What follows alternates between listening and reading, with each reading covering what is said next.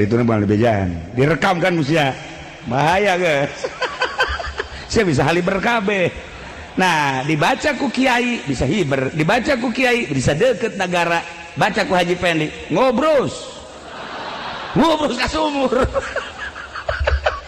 Di jero bulan maulid ulah hese-hese lobakeun maca sholawat ka Kangjeng Nabi Muhammad sallallahu alaihi wasallam. Sabaraha cenah kieu macana 4444. Lamun lobatin 444 opat pikun mah geus kitu mah kolot gitu opat doang. Siapkeun tasbihna maca sholawat nu mana cenah kiai nu urang resep mun jiat resep eta berarti akur nariah nu resep nariah akur henteu cenah teh akur teh mah ibrahimiyah nu sok dipake salat datang ka fil alamin innaka hamidum majid panjang teuing cenah kiai. Sholawat istighotsah salatu wassalamu ala nabiyyina alika wa ya sayyidi rasul agisti sagan bisa eta ge panjang keneh cenah kiai. Sholawat adrikni assalatu wassalamu tuh jadi ngomong neuleukeun we kumaha cenah adrikol lati-lati.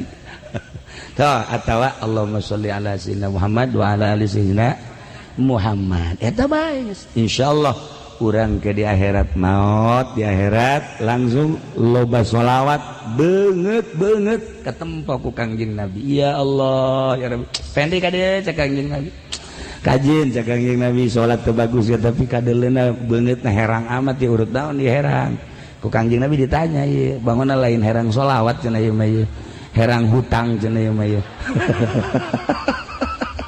Tah ieu ya para jamaah kaum muslimin wal muslimat rahimakumullah sabulan mulud ieu sabulan mulud sholawat bae geus ka Kangjeng Nabi sholawat bae ka Kangjeng Nabi geus sholawatan nu urang resep eueuh hiji jelema ka surga eueuh hiji jelema ka surga tanpa Kangjeng Nabi eueuh hiji jelema diangkat jadi wali tanpa Kangjeng Nabi eueuh jelema diangkat jadi sholih tanpa Kangjeng Nabi.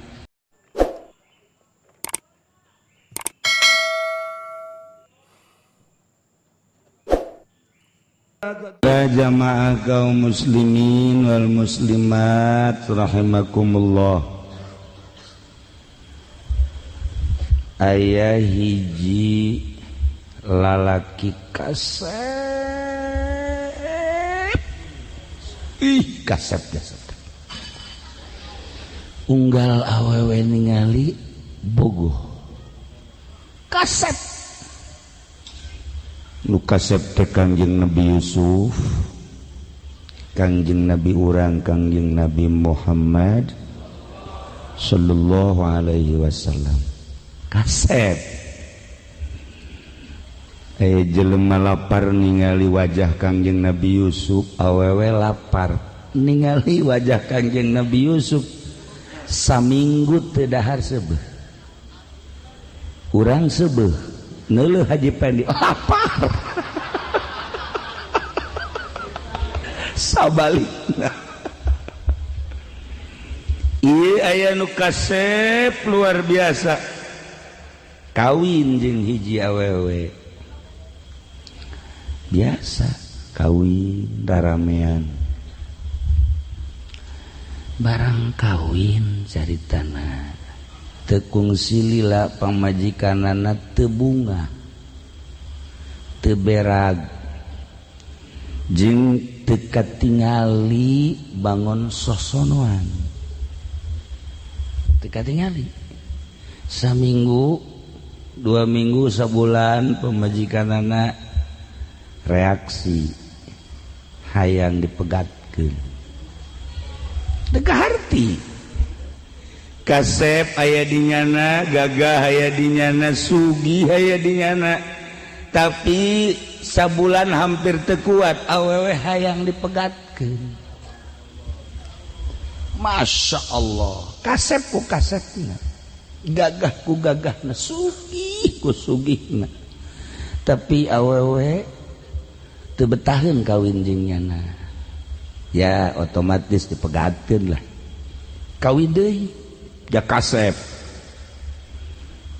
menang sabulan awewe hayang dipegatkeun deui bae teu kaharti pegat ku sabab kasep jeung gagah atuh kawin deui babari kasep gagah sugih atuh babari atuh si eta mah lamun ditinggalkeun ku pamajikanna wallahu a'lam bissawab teu kumaha laguanana coba. Nah menang sabulan awena tetep hayang pegat deui bae. Ih masya Allah barang diteliti horenganan teu hudang.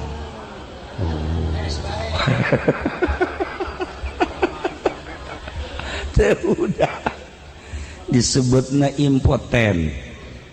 Nah jadi lamun aya lalaki impoten teh paling nyana bisa sasare-sarena bae. Eueuh rasa, eueuh ngeunah, eueuh nikmat. Eta lah impoten. Cek Kangjeng Nabi impoten bobogaan mah gampang. Tapi nu paling parah impoten iman. Lamun iman impoten, ieu moal bisa nganterkeun urang kana kebahagiaan dunia jeung akhirat. Urang teh dibawa teh kuari ku iman. Urang bisa diuk di dieu babarengan ieu teh dianterkeun ku iman. Urang berangkat ke masjid dianterkeun ku iman. Ketika aya tontonan urang dijagaan kan ku iman. Diputat, diketos lamun aya orkes moal aya nonton. Moal sebab iman ngajagaan. Tilu aya nu nonton di ketos mah. Pan sareus ya. Tuh aya orkes emang urang di nonton. Nonton teh. Berarti impoten iman. Imanna impoten eta nu geus kitu ngaranna tah. Nah, diketos bahkan tilok aya nu ngridit.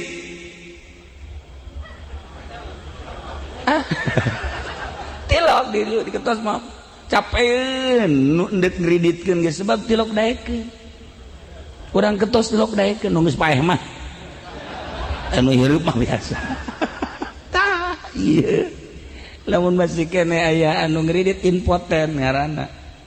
Nu dibahayakeun ge ku Kangjeng Nabi nu dikhawatirkeun impoten iman.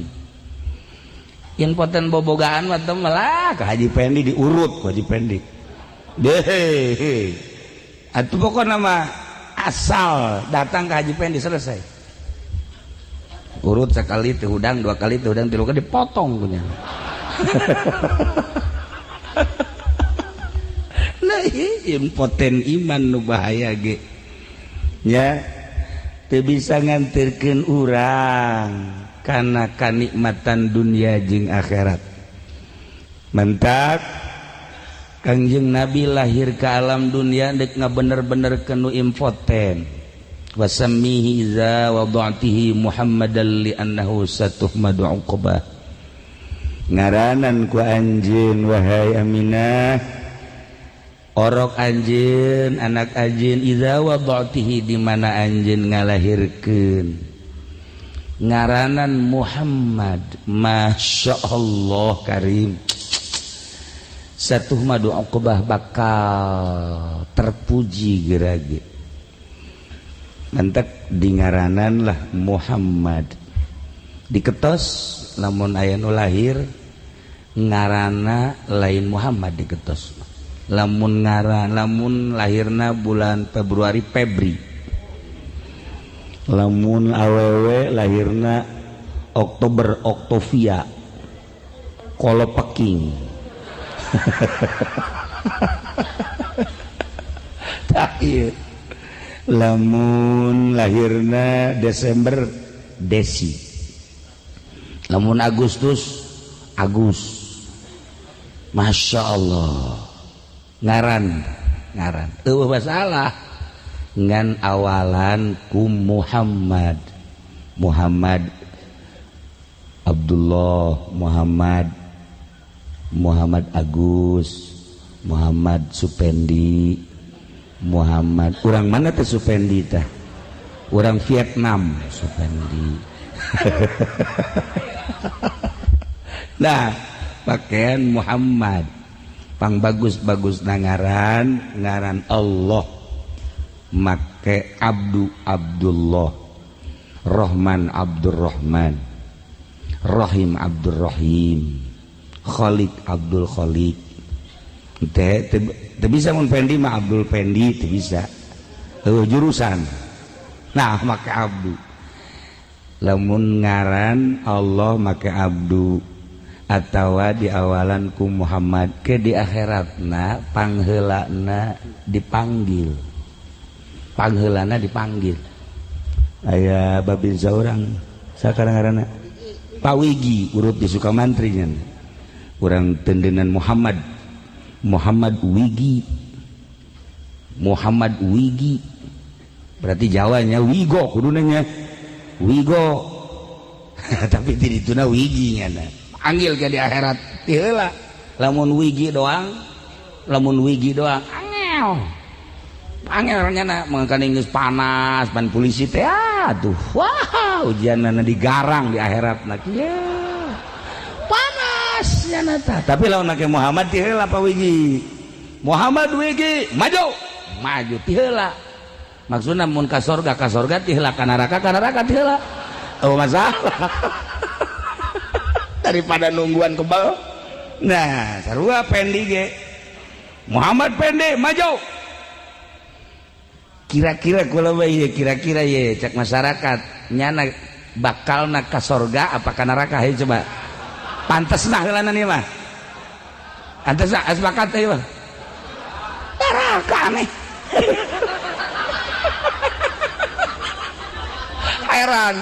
Heran gula ge. Heran kok bisa ka neraka berarti nyaho ka jejeroana. Teu kudu nanya ka Haji Epi teu kudu. Hanya Haji Epi mah nyahoan jasa ka nyana. Teu kudu mah masyarakat kabehan neraka. Ih, Masya Allah. Tah, cek saha neraka teu panas. Eueuh ti dituna. Neraka mah panas kecuali wali-wali Allah. Atuh malah wali lain. Kiai lain. Panas lah. Nah, wasmihi za wadatihi Muhammadan, ngaranan Muhammad. Mantap kabeh urang boga ngaran, boro-boro urang jelema. Baju aya ngaranan, samping aya ngaranan. Lamun urang barat nyebutkeun apalah artinya sebuah nama. Tapi urang Islam mah justru make ngaran kabeh gitu. Surga aya ngaranan kabeh, neraka aya ngaranan kabeh. Ya Allah ya Rabb. Masjid aya ngaranan, majlis aya ngaranan. Mendak urang kudu akur ngaranna jeung nu diinstruksikeun ku Kangjeng Nabi Muhammad sallallahu alaihi wasallam. Hiji ngaran nu bagus tadi teh ngaran Allah, nu Asmaul Husna make Abdu atawa tendenan awalan Muhammad atau Ahmad. Nomor kedua tafaul ke para aulia, para nabi baheula mah masyarakat loba ngaran teh ngaran Musa, Ibrahim, Zulkifli gaya Zulkifli baheula mah aya ngaran. Kuari mah lamun aya nu menta ngaran ya ka Kiai, ka Ki Uding coba ieu menta ngaran gula. Oh sia, bukan ngaran laki tah we. Lalaki geus lah ngaranna Isa beuh. Mungen da masyarakat. Bung atuh Isa man tembung masih Musa. Mungen. Hayang Jeffrey bangsa kari itu tah. Freddy. Teu daekeun kuari baheula mah. Atau tafaul ka para aulia Allah, ka para ulama. Nawawi di urang boga ulama. Kemudian Maulana Hasanuddin. Nah eta ngaranna tafaul. Ulah sambarangan ngangaranan. Kitulah baheula mah ngaran Fatimah loba di urang. Ngaran Aminah loba di urang. Tapi ku hari mah teu daekeun. Budak teh teu daekeun dibere ngaran Nabi teu daekeun. Ngaran sahabat teu daekeun. Masyaallah karim. Ya, kaya urang geus terkontaminasi. Komo ka hareupna deui. urang kuari bae di zaman ayeuna geus lain rarasaan ayeuna nu baheula diketos suci murni bersih putat kitu keneh maksudna teu kacampuran ku bangsa orang-orang asing atuh ayeuna sing jelgir orang asing atuh ayeuna pergaulan dan lain-lain sebagainya encan kahareup Ki Uding Onam nyana geus ngaku sorangan moal kebal deui cek nyana ieu moal kebal deui cek itu lain rarasaan meureun atuh lain rarasaan nya pamajikanna geus teu bogoh ka nyana geus teu bogoh ka pamajikanna cak nyana jadi bogona kanu ngora nyana ge kapan nya pamajikan teu resep tapi neuleusi imbar resep keneh nyana tah balikan deui urang teh ya kuari boga kangjeng turun ke alam dunia ngabener-benerkeun nu infoten iman urang ulah infoten kumaha infoten iman mah sakumaha tadi sanajan geulis ta pamajikan tetep teu ditoel-toel acak sanajan deukeut ka masjid iman infoten teu daekeun ka masjid sanajan majelis taklim ngejegir di sisi mata iman infoten moal daekeun nya ka majelis moal daekeun Haji Pendi doang anu sering ka masjid mah Haji Pendi mah Masya Allah masjid pondok pokoknya terus-terusan di deulean bae mana kipas cokot kujana sering ka masjid tapi kos gitulah laguanana kuku lagi ditegur sebab teguran masyarakat kieu cenah sok Haji Pendi mah mun eta coba panganasehatankeun emang kunaon atuh kipas 3 eueuh kabeh ya Allah akhirnya pula ya gula nanya Haji emang bener kipas dicokot bener kunaon tuh dahar dihadet emang rusak ceknya tapi kan teu dibalikeun deui datang ka kuari nah ieu impoten ieu nu kitu garana impoten iman ieu kakarak bab syariat urang lamun di syariat infoten iman Masya Allah permaksiatan moal kajaga lantaran infoten imanna duit bank terus bae kreditan terus bae aya awewe lain muhrim terus bae infoten ngaranna judi terus bae Masya Allah kula sedih sabenerna mah kumaha sedihna unggal-unggal nu leungit motor lumpatna ka ketos ketos mana ketos mana kan di hikmat aya ilmu lompat nak kemana ketos deh tatangga Haji Epi kejen kukumah ge ketos tak ketos sarang pemalingan makanya polisi bodoh sebenarnya mah tuh bener lupa tak ketos tilok benang bae apa kerja sama apa naon sih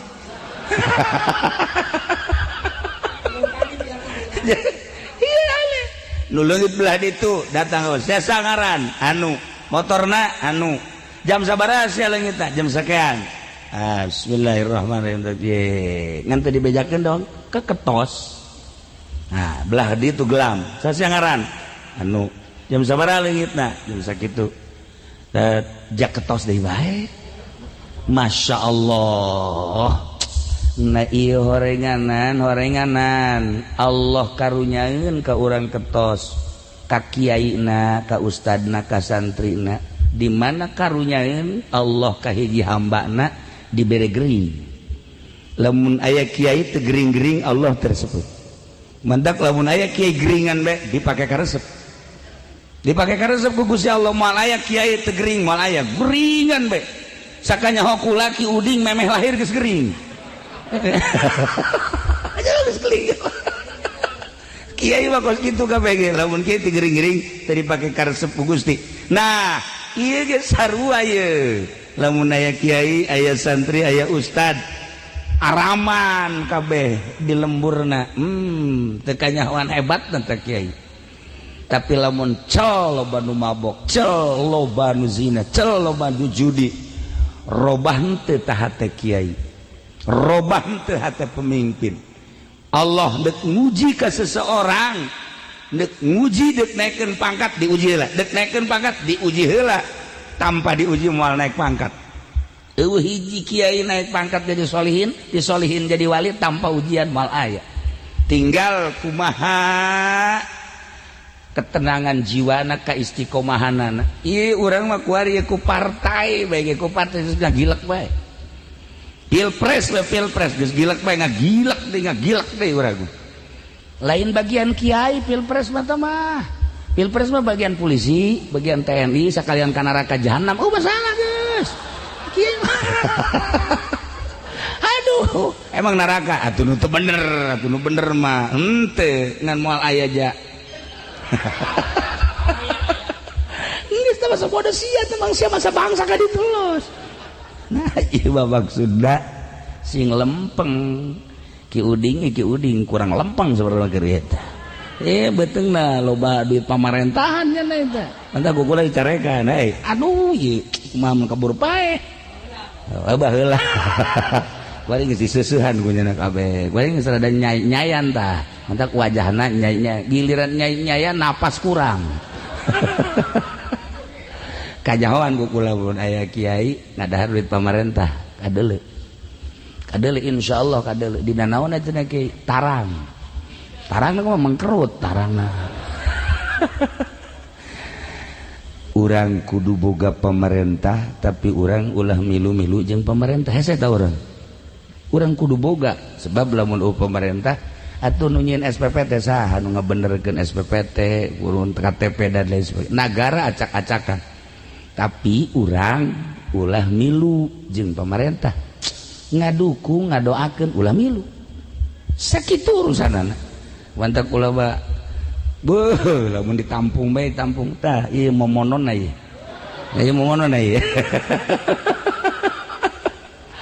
duit miliaran ceknya kiai bodoh-bodoh teh sia teh aing nu bodoh goblok tarima bae si jaloba cenah nu narima. Nah ieu kakarak pernah dibere ku kula seetik ieu dua jelema ieu masyaallah subuh jam 7 bae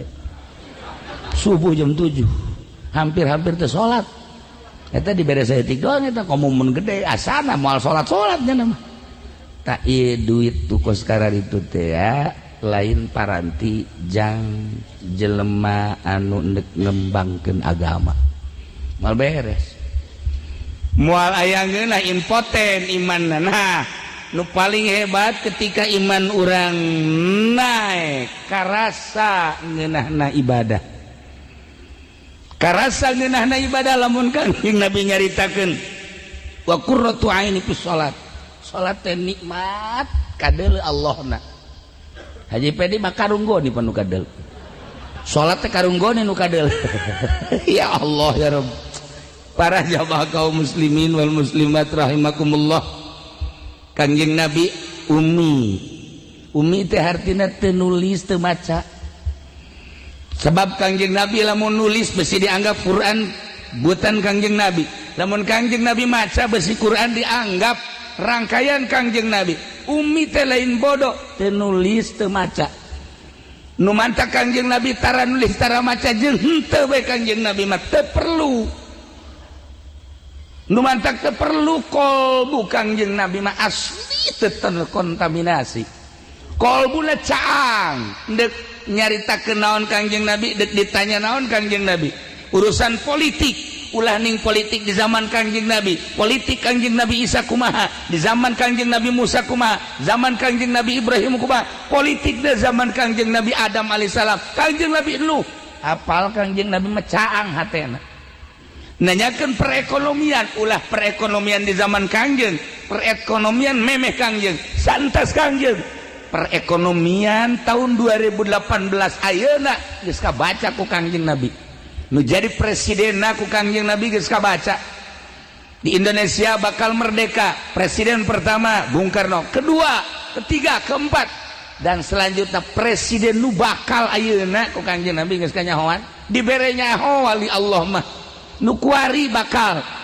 kuari masih kene presiden terhormat Jokowi kuari keur adu kekuatan jeung Prabowo geus dibere nyaho Kangjeng Nabi nu bakal jadina ieu saha geus wali Allah geus dibere nyaho ulah hese-hese nu bakal jadi si eta geus nyaho ngan teu meunang dibejakeun caang Kangjeng Nabi mah atuh kacangan Kangjeng Nabi jero kubur katingali ku Kangjeng Nabi. Ya Allah ya Rabb, Kangjeng Nabi liwat aya nu keur disiksa di jero kubur katingali ku Kangjeng Nabi. Kangjeng Nabi liwat ke kuburan aya nu keur sesenangan di jero kubur katingali ku Kangjeng Nabi. Kangjeng Nabi nyaritakeun mahsyar katingali ku Kangjeng Nabi, mahsyar mizan katingali ku Kangjeng Nabi, suratul jembatan suratul mustaqim katingali, lauhil mahfuz katingali ku Kangjeng, surga jeung neraka katingali. Caang Kangjeng Nabi hatena. Urang sebagai umatna kita nuturkeun Kangjeng Nabi, lamun urang beneran nuturkeun Kangjeng Nabi na caang hate. Ieu nu bantak para roek ge ieu tu bantak para roek. Ya Allah ya Rabbi, dagang ku dagangna dioplos ngalulu. Masya Allah. Ih, teu meunang asup ka masjid haju bae ganti sendal. Atuh kula ge sering leungit sendal. Ya kula sorangan. Sekula sendal ka mana? Cenah eja aya di pondok. Masya Allah. Nah iyalah anu nyieun poek hate teh eta karesep mata, karesep ceuli, karesep irung, karesep sungut, berbagai karesep-karesep leungitkeun karesep eta caang urang ge sarua bisa nempok. Geus dibarejaan ya wali-wali Allah mah saha kumaha mantak deuk aya gempa ngabejaan, deuk aya tsunami ngabejaan, deuk aya naon bae ngabejaan, aya anu kaleupasan ngomong waktu deuk gempa, aya anu kaleupasan ngomong wali Allah ketika endek terjadi Palu, aya anu kaleupasan ngomong. Masya Allah, lamun abah kula didengekeun ku kula sering kaleupasan ngomong ke lamun ditotor be lumpat ke jero. Masya Allah kaleupasan ngomong. Tah jadi nyahoeun tah. Kaji Pendi be pernah dikit Haji Pendi be cenah dagang naon ge moal maju cak abah.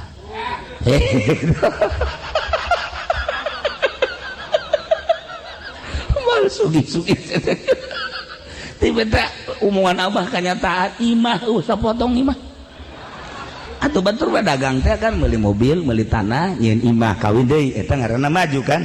Ieu mah kan dagang teh sawah itu dijual, mobil dijual, imah beak sapotong deuk ku baju bayu bae teh bener teh abah barang bah emang bener ih aju ka jero teh abah datang ka kuari bener nyana mah ngakuna kula cenah akrab jeung abah di mana?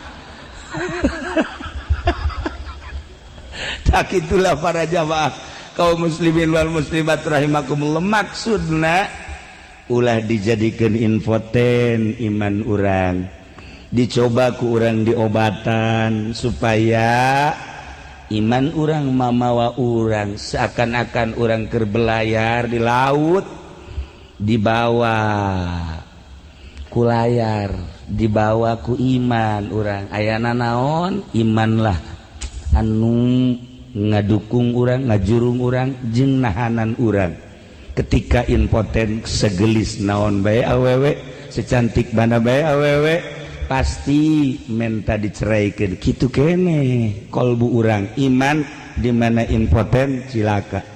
Para jamaah kaum muslimin wal muslimat rahimakumullah, nomor kahiji walimatu tasmiyah, ngaranan anak make aran, make ngaran anu bagus. Lantaran Kanjeng Nabi geus caritakeun sakumaha tadi.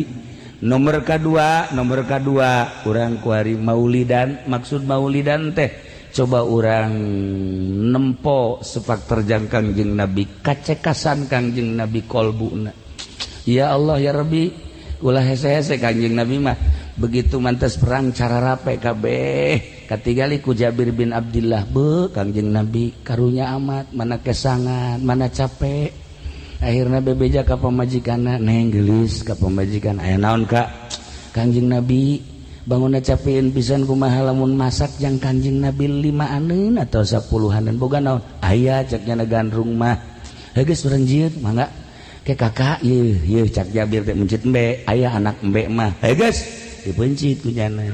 Anak embe nak dipasak, gandrung nak dipasak, ngan saleter gandrung ge dipasak. Harewos bae Kanjeng Nabi na harewos cak pamajikanna, diharewos. Tuhan Rasul pamajikan kula keur masak ulah lobaan-lobaan 10-an bel 5 sampai 10 ngan saleter masakna. Oh insyaallah cak Kanjeng Nabi gara pasak bae langsung udang Kanjeng Nabi. Wahai para sahabat, pamajikan Jabir bin Abdillah keur masak jang urang hayu urang kadari itu kabehan mangkaning kabehna aya 700 wakilas 1000 Jabir gegeran bae balik ka imah langsung ngonci lawang di kamar kieu bae cak pamajikan kunaon ka aduh ieu Kanjeng Nabi cenah bebeja kabeh atuh tadi diharewos ieu geus kaharewos tapi jala datang-datang ngomong bae di kabehan wah ieu mah kiamat sugro cek geuning. Aduh, pamajikan nangis kieu we. Masyaallah, nyalahkeun ka salaki emang pamajikan mah kitu we. Nanaon ge nyalahkeun ka salaki bedarder eta di mah. Tadi ge sarewos. Ci, cek Jabir enggeus. Atuh pan 1000 emang nu kumaha ngagotong imah. Ulah kitu. Ribut pamajikan jeung salaki. Eta ya ti dituna berarti eta. Namun salaki ribut jeung pamajikan ulah kaget. Ulah kaget Sidina Ali ge ribut jeung Siti Fatimah. Siti Fatimah teh kapan garwana pamajikanna putri Kangjeng Rasul ribut biasa. Ngan Sidina Ali mah lamun ribut bae ka masjid ngagolel. Aman kan. Asal ribut ka masjid ngagolel. Mantak besi diketos di dieu. Aya nu sok sering di masjid. Nah, eta. Lah iya. Akhirnya Kanjeng Nabi datang kabeh 1000 jelema ka dina ka imah Jabir bin Abdillah. Jabir geus di kamar kieu bae.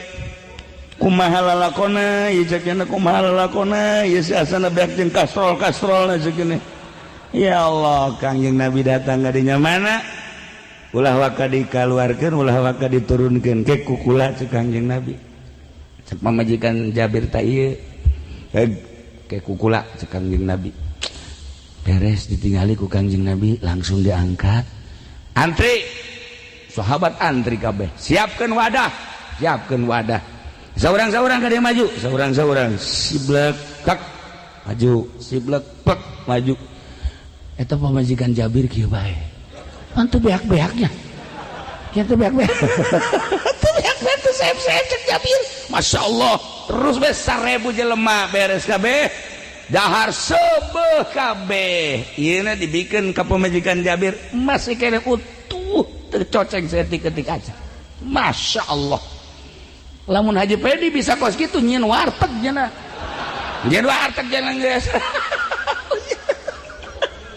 ya Allah ya Rabb saang hatena ulah Kanjeng Nabi heulanan cerita Ki Hairun kula anak abah kula Abah Haji Damyati Abah Haji Manafri putra bapana Romli putra Ki Hairun hajat begitu hajat teter caritana tamu loba sedengkeun daging kurang nah teh Ki Hairun mah langsung ka tukangan imah aya tangkal cau dituar ku nyana dicacak dibawa terus ka dapur gegeran semur sebet aturan dapur kayak kaget ulah lo ngomong semur langsung disemur biasa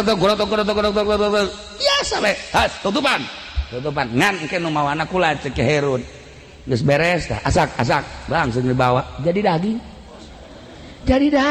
Masya Allah Karim eta bodogol cau dikitu-kitu jadi daging Haji Pendi mah daging dikieu-kieu jadi sagu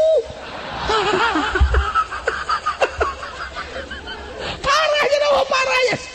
Nah iyalah lamun caang hatena iya Allah ya Rabb ulah Kangjeng Nabi ulah Tuan Syekh Abdul Qadir ulah cara wali-wali Allah nu sejen kula jeung abah caritana ka mana ngaranna ka Banjar heran berangkat jam 7 saat eta can aya tol masa sih datang ke Banjar jam setengah 10 8 9 setengah 10 2 jam setengah ke Banjar teu kaharti 2 jam setengah can aya tol teu kaharti kajian kumaha ge kula digerokeun saya abah cenah kula tas ngaji ya Allah diperkirakeun zuhur kunaon jam sakitu geus aya bener bae masyaallah geus teu ngomong teu naon heran berangkat jam 7 harita ngaran supirna Sumantri naik mobilna mobil sedan beureum geus langsung dirinya ka Jogja berangkat ke Jogja tadina deuk bada zuhur ngan dahar heula tos dahar langsung berangkat ke Jogja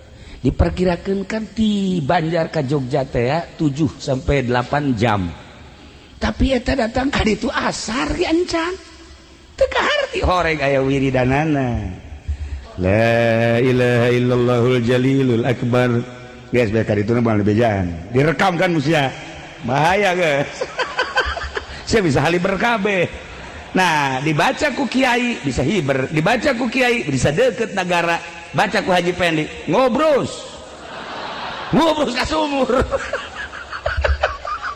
orang kumaha nu macana ya Allah ya Rabb nah iyalah orang mau nyaritakeun Kangjeng Nabi pohara atuh pasti nyaritakeun para sahabat pohara pasti nyaritakeun para tabiin hebat atuh pasti nyaritakeun para aulia Allah baheula hebat pasti nu belah dieu atuh Buyut Mansur bisa ngobrol jeung mau Buyut Mansur bisa ngobrol jeung mau ulah Kangjeng Nabi geus mukjizat tah mah Buyut Mansur di Mekah dekat Banten turun jalan sumur Zam-Zam set langsung di batu Quran ini kumaha coba Haji Pendi pernah nurutan dekat Banten cenah jalan sumur bres di Banten eueuh di dinya teu muncul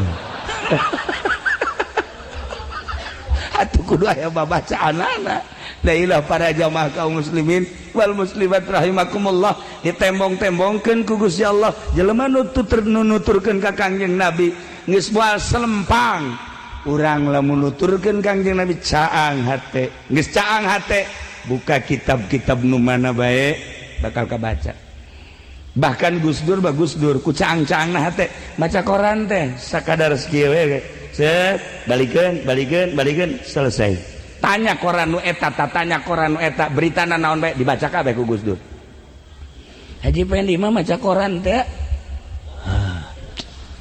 cak anakna lagi ngapain bah baca koran waduh mobil terbalik bah atuh bacanya terbalik geus pikun goblok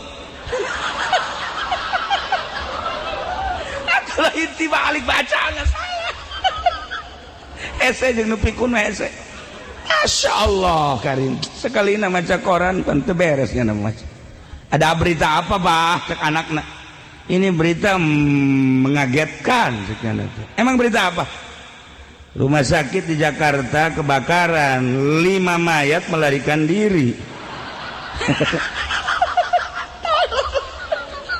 5 dokter terbakar hangus bah masa ini mah heran dokter bisa lompat kebakar mayat lah iya para jamaah kaum muslimin wal muslimat rahimakumullah caangkeun hate jang nyaangkeun hate moal bisa babarengan jeung polisi moal bisa dijamin 150% jeung TNI wah beuki parah jeung pedagang karung wah moal bisa sekolah ti SD datang ke SMA hayang bersih hati tidak ada jalan moal bisa hayang bersih hati kumaha sih supaya ulah impoten iman carana di sekolah moal aya guru sekolahna ge melegpeg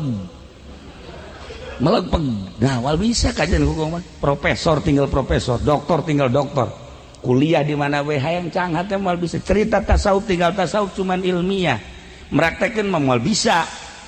Nah hayang caang hate mah ieu tah di majelis taklim pesantren mondok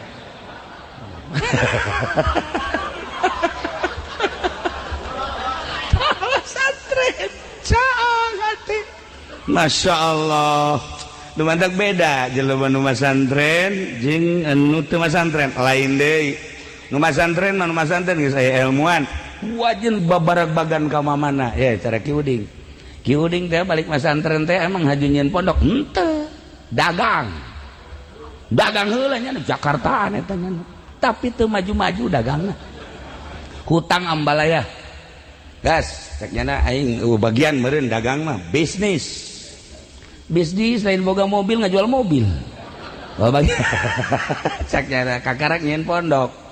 Nah ilmu lain deui Allah supaya bisa teteg ibadah dagang teu dimajukeun ku Gusti Allah kitu keneh bisnis teu dimajukeun lain eta nu pas mah magahan ngaji sebab geus katitipan ngaji mulai nyaangkeun hate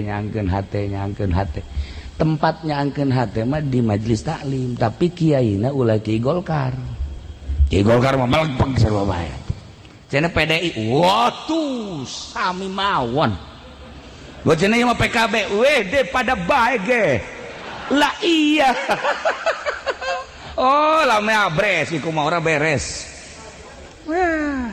ulah nu lempeng hiji be Allah lain anti tapi ngadoakeun Allah lempeng hati ulah aya terkontaminasi hiji be Allah tiba heula waliullah seperti eta mentak waliullah mah tilok sare ti peuting teh sebab naon merenungkeun beuh batur nu keur dansa batur nu keur mabok batur nu keur zina di hotel di bar nightclub dan lain sebagainya Gusti abdi teh jadi tumbal Gusti ulah disiksa eta jelema nu keur maksiat teh Gusti keun bae abdi nu hudang ti peuting waliullah neuk kumaha teu berat teh jeung teu capena emang jadi wali teh capek sebab naon ngadoa lain jang dirina apaleun loba nu maksiat teh tengah peuting nyahoeun loba anu maksiat tengah peuting emang teu nyaho sebab loba nu laporan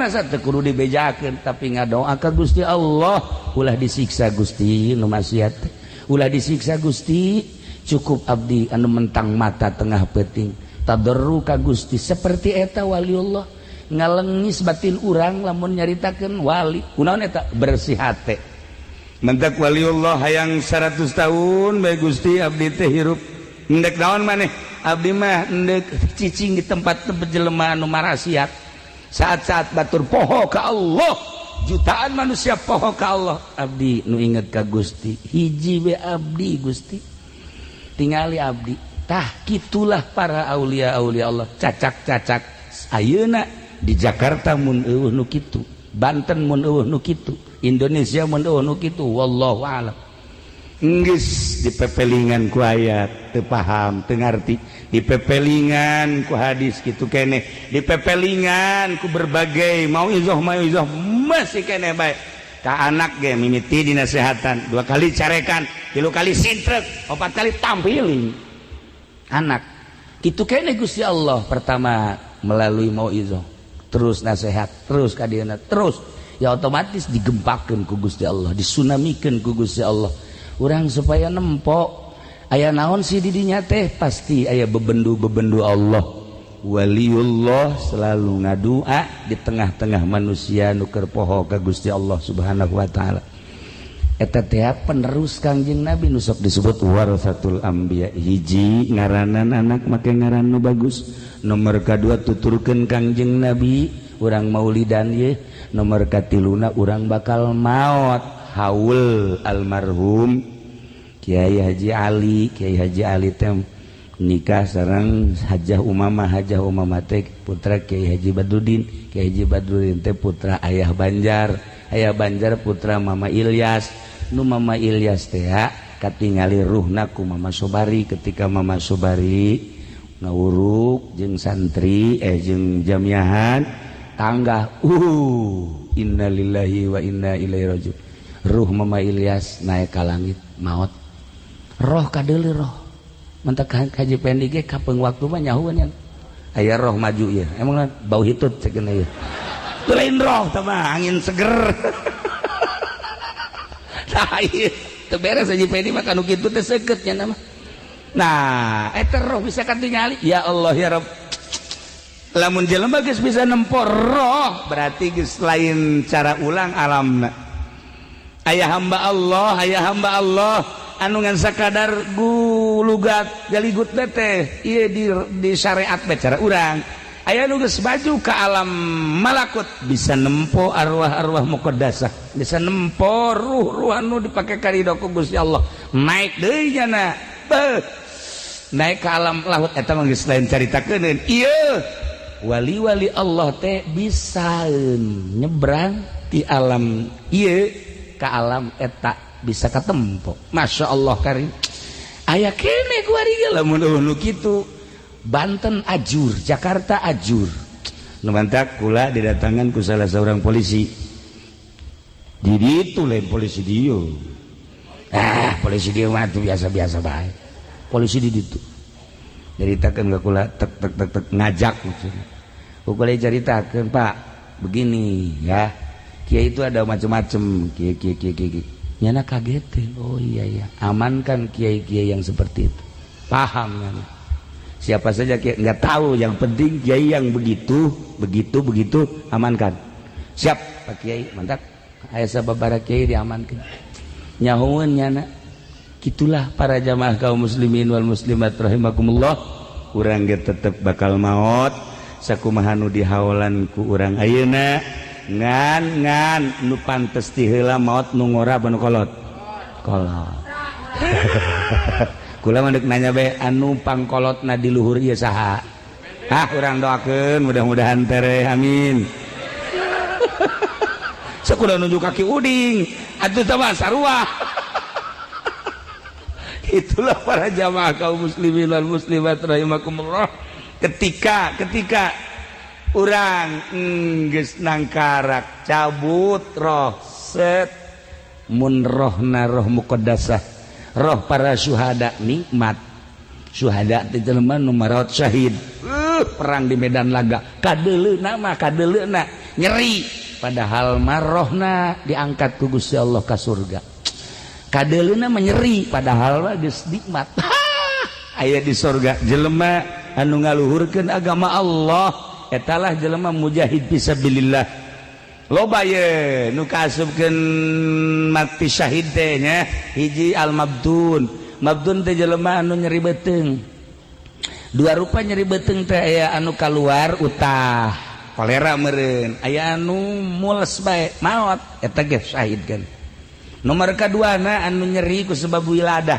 awewe ngalahirkeun maot syahid mana deui nu syahid teh jelema anu harik teh anu kabeulem syahid aya deui nu gorik teh anu kakerem eta ge syahid jelema nu ragag taradi ragag ti luhur brek ka handap paeh syahid jelema nu liilai kalimatillah walau fi baitihi walau fi majlisihi di imah bae di majlisna ngaluhurkeun agama Allah lempeng syahid loba nu maot syahid teh tuh nya tinggal urang bagian nu mana ye supaya langsung roh urang ditampa ku malaikat dibikeun ka Gusti Allah syahid ya Allah ya Rabb hebat eta jelema lamun maot syahid teh hese nyaritakeun syahid lamun perang di urang mah embung perang jeung ulah waka perang jeung ulah perang dan naonan perang ngan ngelompokeun diri urang hayang maot syahid geus bae niatan ngaji jadi tentara Allah maot syahid